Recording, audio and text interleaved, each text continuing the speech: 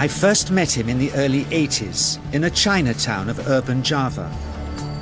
He didn't want his real name or address revealed, so we called him DJ for Dynamo Jack. He was only a healer, he said, but he did direct a powerful energy generated from his own body into his patients. Sometimes he used the needles, sometimes just his hands.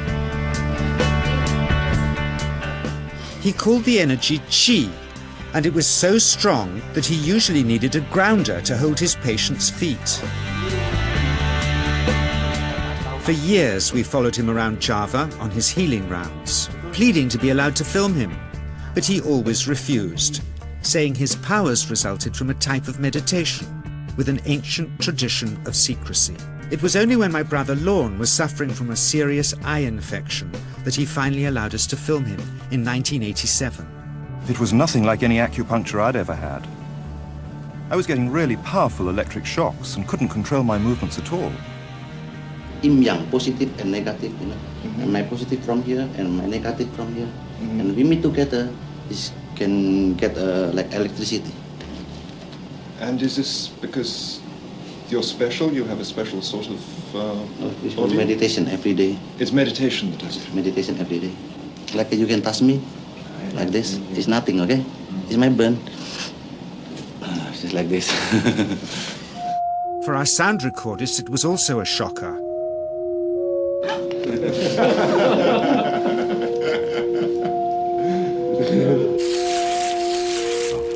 He then took our newspaper outside and showed us how Qi can also be used to set things on fire.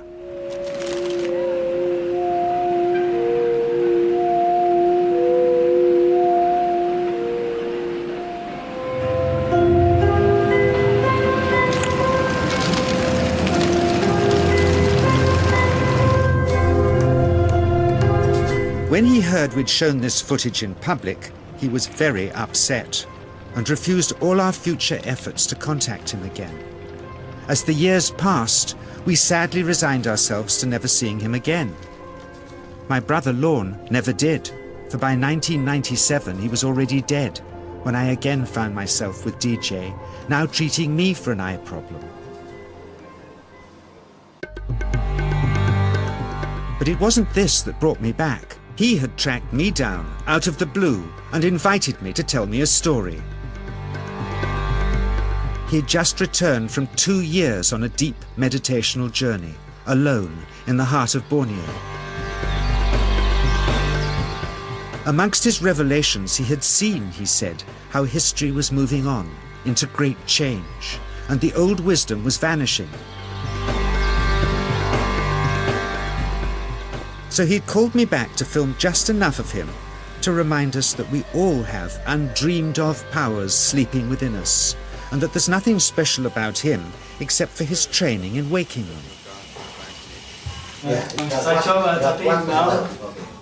Grounding this patient, my cameraman Joe is having to use all his weight to keep contact. But Qi is pushing him away.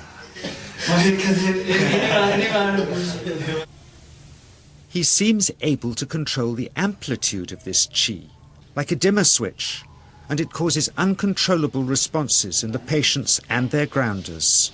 I can barely keep my hand on you. It wants to fly off. The electricity is so strong. This mother unwittingly grounds her child. He won't sit still, so she's asked to hold him and grin and bear it. Sometimes signs of this passing energy can be seen in the transmitter too. This Qi stuff is only the surface, he says, of the real adventure beneath, in the meditational technique.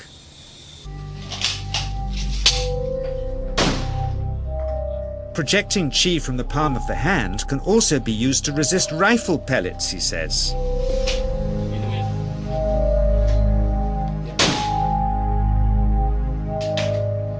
First, you learn to distinguish between yin and yang Qi in your body. Then how to pool it in your navel chakra. Then how to project it, he says. And it's the proportionate mixture between yin and yang which accounts for different effects, like pulling or pushing objects or igniting them. Then he gets really strange. He says that mastering yin qi is the key to the spirit world. There's a long tradition of Indonesian krisis being possessed by spirits. So people bring him their krisis to see if they're duds. Here, he says, he doesn't manipulate matter by projecting mixtures of yin and yang qi. He merely creates a field of yin energy in which, he says, if there's a spirit, it can manifest itself.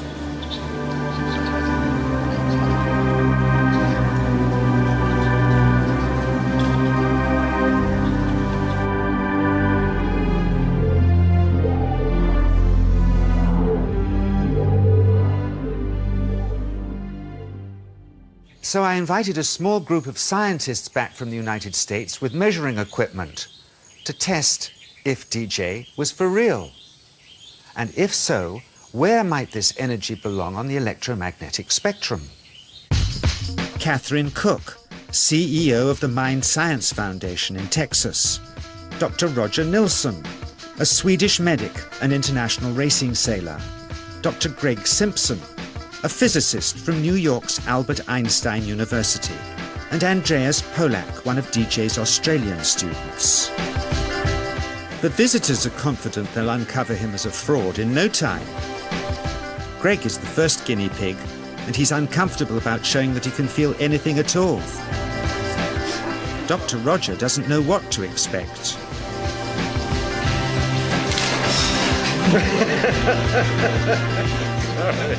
Out comes the metal detector, like the things they use in airports, to see if he has any concealed metal in his body. Then the voltmeter, to try and measure the qi. But how to get it to work? Where's the ground? What settings? DJ suggests that as his negative is his perineum, and his positive is his navel chakra, perhaps that's where the electrode should be attached. He doesn't stand on his dignity. He's eager to help, but still no readings. They're getting shocks off his arm, and now they're on the right settings, but the needle still isn't moving. DJ says it isn't electricity, it's qi. It's 1, 2, up, I feel it in my whole body. I feel it at 3, 0.3, I feel it in my legs. Shit, But suspecting there's some tricky setup on his premises they can't find, they insist we all go to a randomly chosen hotel room several miles away to see if he can light a light bulb with his fingers. It doesn't ground on the wall. So Greg holds and grounds one wire, while DJ pumps qi through the other. The bulbs are LEDs, light-emitting diodes, which ignite in different colors according to the intensity of current. Yes. on, off, on. Brilliant. Oh, you're blinking. Things were going well. DJ was enjoying it too, until he invited us all out to lunch at his local, where he tried to push a chopstick through the table. He couldn't get it through the formica surface, so he came up through an inch of wood from underneath.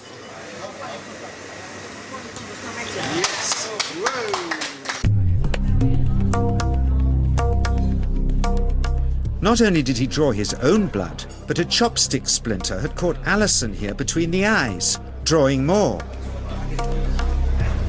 The incident was laughed off apologetically, but next morning he was a different man, drawn and upset. He said he'd been visited all night by his long-dead master, raging that he'd broken the strict taboos of his sect, never to show off in public and never to cause harm or draw blood. He felt deeply chastised. All further testing and filming must end. Never again would he submit to public scrutiny, nor accept any new students. He would sink from sight and continue his healing in obscurity, as he had done since before we met him in the early 80s and had always told us was right.